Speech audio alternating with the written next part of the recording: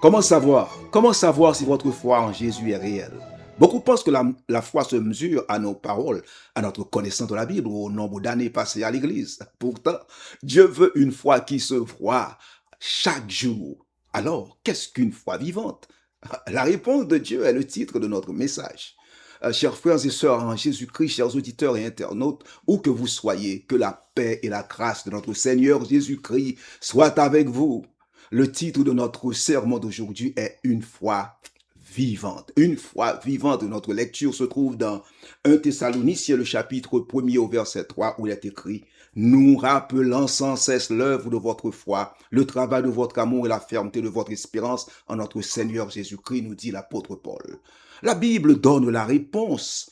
Paul ne félicite pas les Thessaloniciens pour leur connaissance, mais pour leur foi vivante. Une foi vivante ne reste jamais cachée. Elle se voit, bien aimé, de deux façons. Premièrement, une foi vivante obéit à Dieu. Elle ne se contente pas de croire en Jésus. Elle le suit.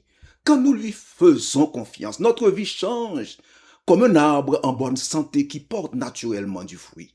C'est comme ça que la foi vivante se montre. Deuxièmement, une foi vivante aime les autres. Paul parle aussi du travail de votre amour, entre guillemets. Une foi vivante se manifeste par l'amour, le service et la bonté, comme une lampe qui éclaire autour d'elle. Quelqu'un a dit, on reconnaît un arbre vivant à ses fruits. Il en est de même pour le chrétien.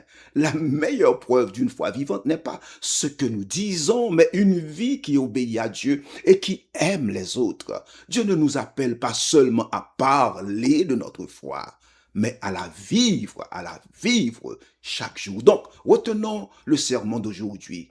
Le titre, Une foi vivante. Premièrement, une foi vivante obéit à Dieu. Deuxièmement, une foi vivante aime les autres. Donc, si votre foi ne porte plus de fruits, demandez aujourd'hui au Seigneur de la rendre vivante et féconde. Il le fera. Et si vous n'avez jamais mis votre confiance en Jésus-Christ comme Seigneur et Sauveur, venez à lui aujourd'hui. Il changera totalement votre vie. Amen. Passez une excellente journée avec Jésus. C'est ma prière. Merci.